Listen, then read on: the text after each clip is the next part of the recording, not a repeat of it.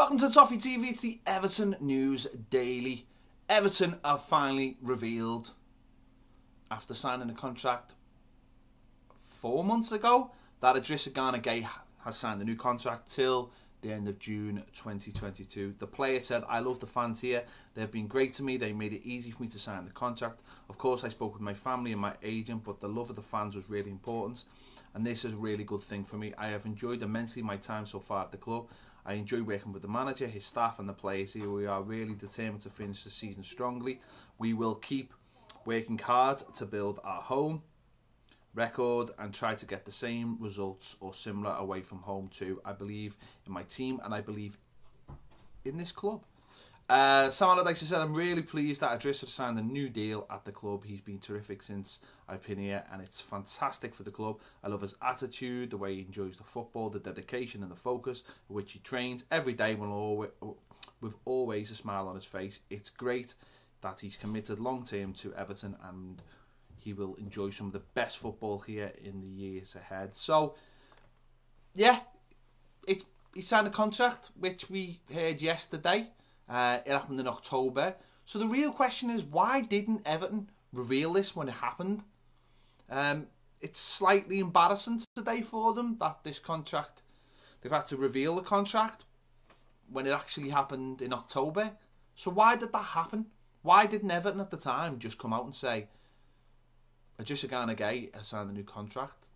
At a time when you think back, Everton fans needed a little bit of good news. Did they think there was going to be some kind of backlash from fans that players were getting new contracts while they were playing so poorly? As fans, number one, we're not stupid. We know who the good players and who the bad players are. And number two, we also know that you have to protect your assets on the pitch no matter what. You can't have a situation where you let a good player's contract run down to the last couple of years. We've seen the situation with Ross Barkley, whether you want them or not. If they are good players, you protect the asset. You make them sign you can't make them sign a contract, but you offer them a new contract and try and get them to sign it. And if they don't sign it, then you know where you are. You have to sell. If you don't want to lose the value of the club. Of course you can let a player go down to the last year or the last few months if you think that player's value on the pitch is more important than selling. His value you get from selling him.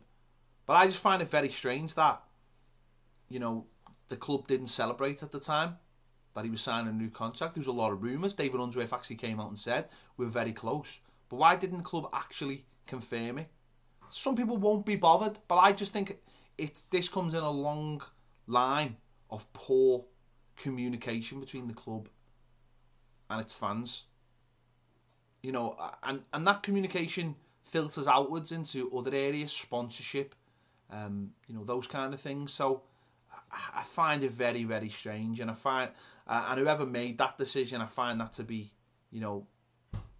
poor from them that they didn't, reveal that Gana had signed a new contract. So there we have it. It's out now. It's out in the public. He signed a new contract, and that's the most important thing. Another player signed a contract today. It's Anthony Evans. He signed a new deal till the end of June 2020. He's a midfielder. He joined the Blues Academy at the age of 9, breaking into the under-23s team at 2015-16 when he scored 3 times in 17 Premier League 2 appearances. 19-year-old, born in Kirby, and I think for his age, actually, I think they can only sign 2-year deals. I think. But anyway, he signed a new contract, and hopefully he progresses in the under-23s and gets a chance in the Everton first team at some point. Hopefully. Interesting story today coming out of Chelsea.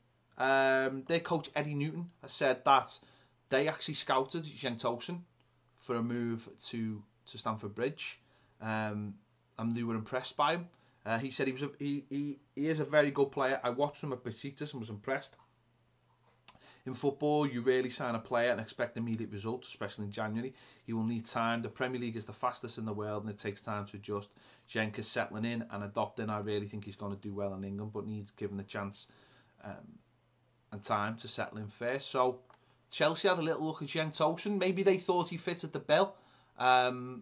They've they've always liked a big centre forward who can hold the ball up and obviously score goals. And you know, maybe they just didn't think the time was right, or they just had enough at that very top level. Of course, Cenk Tosun could be playing in the Champions League tonight against Bayern Munich for Besiktas, but he's obviously just come home from Dubai, where, from what Everton told us, he impressed and did really well. So nice to know we're in good company going after good players. A player linked going to Besiktas is Davy Klaassen. Turkish outlet Haber 3 revealed that they'd like to sign him in the summer.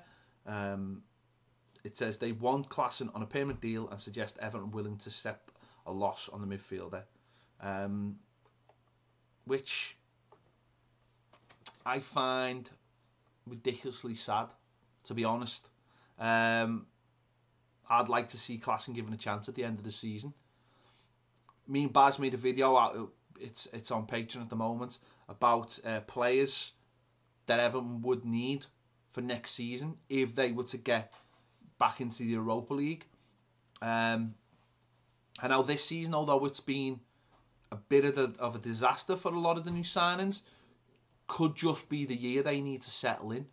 But they need to go out on the pitch and play a little bit as well. You know, it's taken Wayne Rooney a little bit of time to establish what his best position is, or for the manager to understand what his best position is. It's taken a little bit of time for Gylfi Sigurdsson to settle in. Michael Keane is still settling in. Cenk Tosun, we've seen, still settling in. So it takes time, and hopefully this year, even though it's been bad for these players, could be the time it takes, and next year could be fresh. But for someone like David Klaassen, that will only come if he's given games towards the end of the season. A position what we talked about would be, you know, the position that Wayne Rooney's in at the moment. Obviously, Wayne Rooney is in that position now, but why not have another player who can play that position? Because it works. Having a player in front of the back four who's technically good on the ball and moves it creatively and positively is what we need in our team. Having someone like Snidling does nothing with it doesn't work for our team. So maybe Davy Klaassen could come in there. You know, come on in the last 20 minutes of games. Rooney goes off, Klaassen comes in, and let's see if he can play in that position and he can progress. Because that's the kind of position he'll be used to, playing in, you know, in an Ajax and playing in a Dutch side. And maybe next season he could take that on and play more in that position. Because that position seems to suit the way we play. So I'd like to see him play a bit more there. But we'll have to wait and see going forward. Daniel McCarthy's had a say on Oumar Niasse and actually compared him to Harry Kane, which is very interesting. He said whether he starts or he comes on with 2 minutes or 5 minutes, you know how he is. He's a warrior. When you play for a club like Everton, no matter how you're playing, you have to try and contribute and give it 100% wherever you get the call. I had a spell at Everton when it was not going so well, but you still try and die for the club. I think that's what Evertonians appreciate most. That tells you a lot about the human being he is, the man that he is, and the player that he is. I think the Evertonians love him, and that's why they embrace him. You can see he loves playing for Everton and is a player that will never frown. He's smiling every time you look at his face. I think Amo's absolutely spot on there. He's hit the nail on the head. Niasse gives you everything, and that's why fans took to him. He overcome the disappointments of not being in the squad and not having a squad number and not having a locker and all these, and has come in and is now leading the line for Everton. It's been an amazing turnaround, and Amo there has hit the nail squarely on the head. So yeah, I think he's right. I think he's right about what he says. Not so sure about comparing him to Harry Kane, but I think what he's saying is that, you know, he's got the same attributes as him. So fair enough. There you go. This has been the Everton News Daily. Thank you for watching. We'll be back tomorrow. See you then.